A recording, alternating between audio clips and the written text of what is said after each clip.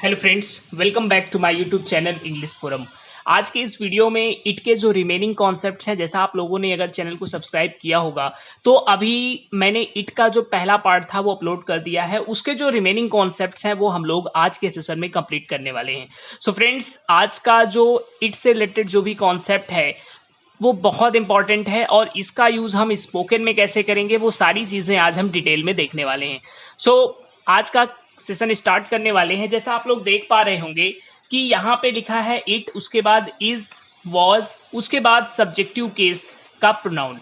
तो यहाँ पे फ्रेंड्स एक चीज़ याद रखनी है कि इट के साथ यहाँ पे इज या वॉज लिखने का जो मेन रीज़न है वो ये है कि इट के साथ हमेशा हम सिंगुलर वर्ब का यूज़ करते हैं। यहाँ से चीज़ क्लियर हो गई कि अगर प्रेजेंट का होगा तो वहाँ पे हम इसका यूज़ करेंगे, अगर पास्ट सेंस में यूज़ होगा तो वहाँ पे वॉज का। ऐसा नहीं, इसका यूज़ विल के साथ भी किया जा सकता है, बट विल एक मॉडल्स है जहाँ पे सिंगुलर या प्लुरल का कोई भी इफेक्ट नहीं होता है। तो इट से रिलेटेड हमें इस कॉन्सेप्ट पे जो फोकस करने वाली चीज़ है वो ये है कि अगर वर्ब होगी तो वो सिंगुलर फॉर्म की होनी चाहिए और जो प्रोनाउन आता है वो हमेशा सब्जेक्टिव केस का प्रोनाउन आता है। सबसे इंपॉर्टेंट चीज़ प्रोनाउन से रिलेटेड कॉन्सेप्ट है, क्योंकि आप जनरली बोलते हैं इट्स मी, बट ये ग्रामेटिकली आपका इनकरेक्ट हो जाता है। इससे रिलेटेड कई बार एयरफोर्स के और नेवी के एग्जाम्स में क्वेश्चंस पूछे गए हैं।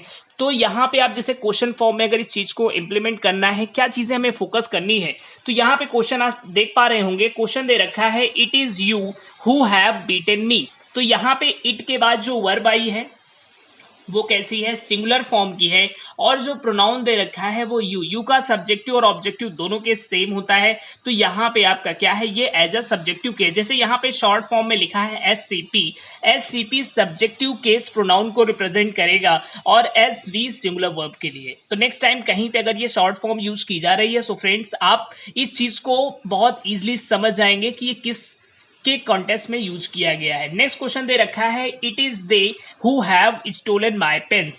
तो यहाँ पे क्या किया गया है, अब जनरली अगर आपको ये पॉइंट नहीं क्लियर है तो आप क्या करेंगे, दे के अकॉर्डिंग यहाँ पे वर्ब प्लूरल लगाने की कोशिश करेंगे और सेंटेंस जो ग्रामेटिकली इनकरेक्ट हो जाएगा। तो यहाँ पे आपको वर्ब कैसी यूज करनी है, सिंगुलर यूज करनी है। उसके बाद प्रोनाउन कैसा है, प्रोनाउन आपका सब्जेक्टिव केस का होना चाहिए। नेक्स्ट एक कॉन्सेप्ट यहाँ से मैं आपको और क्लियर करना चाहूंगा। यहाँ पे हु दे रखा है, तीन क्वेश्चन आप देख रहे होंगे, तीनों क्वेश्चन में हु का यूज किया गया है। हु हमारा क्या है, एक रिलेटिव प्रोनाउन है। रिलेटिव प्रोनाउन का कॉन्सेप्ट ये होता है कि उससे पहले जो भी नाउन या प्रोनाउन आता है उसके बाद हम वर्ब उसी के नंबर के हिसाब से यूज करते हैं। यहाँ पे यू दे रखा है, यू एक प्लूरल है इसलिए यहाँ पे भी हैव दे रखा है। इसका मतलब ये सेंटेंस अब बिल्कुल सही है। नेक्स्ट क्वेश्चन में अगर हम बात करते हैं तो हु से पहले दे रखा है, ये भी क्या है, प्लूरल है। अगर ये प्लूरल है तो यहाँ पे भी अगर हैज दिया होता तो सेंटेंस इनकरेक्ट हो जाता। यहाँ पे हैव दे रखा है, दैट मीन्स ये सेंटेंस भी अकॉर्डिंग टू ग्रामर बिल्कुल सही दे रखा है।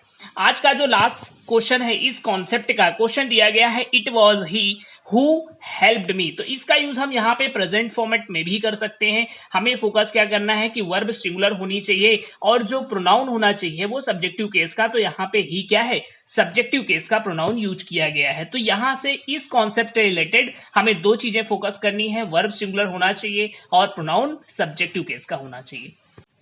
फ्रेंड्स, जैसा कि जो नेक्स्ट कॉन्सेप्ट है इट से रिलेटेड, तो यहाँ पे बहुत सारी कंडीशन को, सिचुएशन को एक साथ मर्ज करके आपके लिए बहुत ही इजी बनाने की कोशिश की गई है कि कहीं पे अब जहाँ पे आपका कोई इंट्रोडक्टरी सब्जेक्ट नहीं होता है वहाँ पे हम सेंटेंस को इट से ट्रांसलेट कर सकते हैं। तो यहाँ पे सिचुएशन क्या है कि इट का यूज हम कहाँ पे कर सकते हैं, किसी भी दिन का नाम हो, कोई डेट नेम है या मंथ्स नेम दे रखा है या फिर ईयर्स का यहाँ से मतलब है जैसे कोई सेंचुरी नेम है 1991 1995, या सीजन का नेम दिया गया है, या फिर कोई वेदर है, वेदर ठंडी गर्मी जो भी है, और एनिमल्स। अगर इन चीज़ों में से कोई भी एक आता है तो वहाँ पे उस सेंटेंस में अगर सब्जेक्ट नहीं होगा तो हम इट का यूज़ करेंगे। इसके लिए मैं बहुत सारे आपके लिए एग्जाम्पल्स लेकर के आया हूँ। एग्जाम्पल्स के थ्रू वो चीज़ आपको बहुत ईजी वे में समझ में आने वाली है। जैसा कि पहला सेंटेंस दे रखा है कि आज रविवार है, यानी ये क्या है, एक डे का नेम है। तो आज रविवार है तो इसको हम कैसे ट्रांसलेट करेंगे, इसको बोलेंगे इट इज संडे टुडे या टुडे इट्स संडे। किसी भी फॉर्मेट में आप बोल सकते हैं। आज 26 जैन है, जनवरी है, तो इसको कैसे ट्रांसलेट करेंगे, today it is 26 January. Next sentence दे रखा है जनवरी का महीना है, तो यहाँ पे आप क्या बोलेंगे, इट्स मंथ ऑफ जनवरी। यहाँ पे इट्स जो है शॉर्ट फॉर्म है इट इज की, तो it's month of January. Next जो सेंटेंस दे रखा है वो है कल 15 अगस्त था। दैट मीन्स इसका यूज आप किसी भी टेंस में कर सकते हैं, वहां पे कोई ऐसा रेस्ट्रिक्शन नहीं है। Yesterday it was 15th August. Next है 1991 था, ये एक क्या है, एक ईयर नेम है, इसको कैसे ट्रांसलेट करेंगे, इट वॉज 1991। बसंत ऋतु थी, इट वॉज स्प्रिंग सीजन। बहुत गर्मी है या बहुत ठंडी है, इट इज वेरी हॉट या इट्स टू हॉट भी बोल सकते हैं, इट्स टू कोल्ड। तो इसको हम इट से कैसे ट्रांसलेट करते हैं, ये चीजें आप यहाँ पे देख पा रहे होंगे। जैसे इसका यूज हम एनिमल के लिए भी करते हैं, तो जैसे एक क्वेश्चन के थ्रू आप इसको देखने वाले हैं, यह कुत्ता है, यह वफादार जानवर है। यानी यहाँ पे क्या किया गया है, कुत्ते को दोबारा रिपीट नहीं किया गया है। यह कुत्ता है, दिस इज अ डॉग, यह एक वफादार जानवर है, it is a faithful animal. तो यहां से आपको ये सारी चीजें क्लियर हो गई कि हमें कहां पे इट का use as a introductory subject की तरह हम कर सकते हैं। चलिए दोस्तों देखते हैं कि इट का जो लास्ट कॉन्सेप्ट है, इसके बाद इट से रिलेटेड कोई भी कॉन्सेप्ट आपसे मिसिंग नहीं होगा, सब चीजें आपके नॉलेज में होंगी। जब कहीं पे कोई रेन यानी वर्षा होना या बर्फ गिरना, ओले गिरना, ऐसे कोई भी सेंटेंस आप बोलते हैं, उनको स्पोकन में ट्रांसलेट करते हैं, तो उसके लिए हम इंट्रोडक्टरी सब्जेक्ट इट का यूज करते हैं।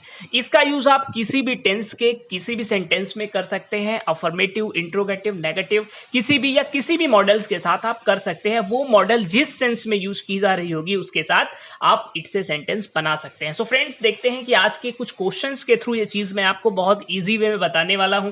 जैसे आप देख रहे होंगे, जैसे आप बोलते हैं कि बारिश हो रही है या वर्षा हो रही है, तो क्या बोलेंगे, इट इज रेनिंग। यहाँ पे ये क्या है, कॉन्टिन्यूअस का है, आपने कैसे ट्रांसलेट कर दिया, इट इज रेनिंग। जैसे क्या बाहर बर्फ गिर रही है, is it snowing outside, is it snowing outside. जैसे आज वर्षा हो सकती थी, बहुत इंपॉर्टेंट सेंटेंस है, इट मे रेन टुडे, क्योंकि जब पॉसिबिलिटी की सेंस में हम कोई सेंटेंस बोलते हैं तो वहां पे मे का यूज करते हैं। तो आज वर्षा हो सकती है, बट इस चीज की डैम श्योरिटी नहीं है, तो यहाँ पे क्या बोलेंगे, इट मे रेन टुडे।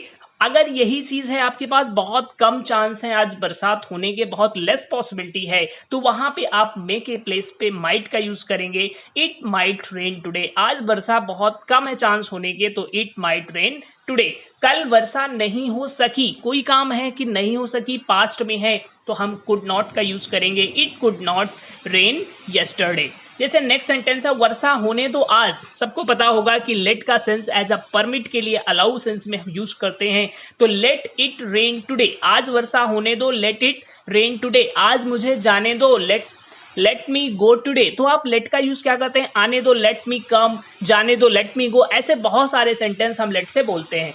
मेरे गांव में वर्षा रोज होती थी, ये पास्ट की हैबिट को बता रहा है।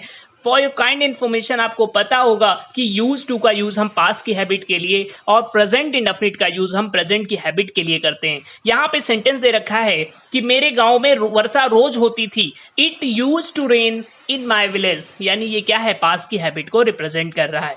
आज का लास्ट सेंटेंस है, कल वर्षा होनी चाहिए थी।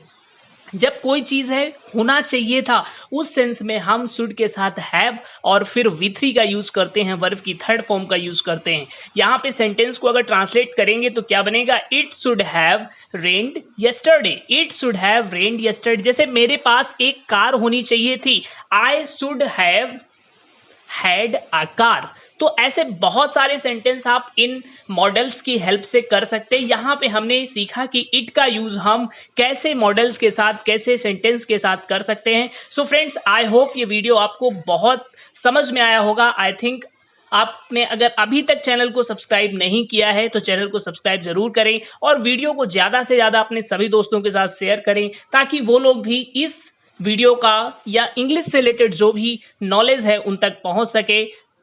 Thanks for watching my video.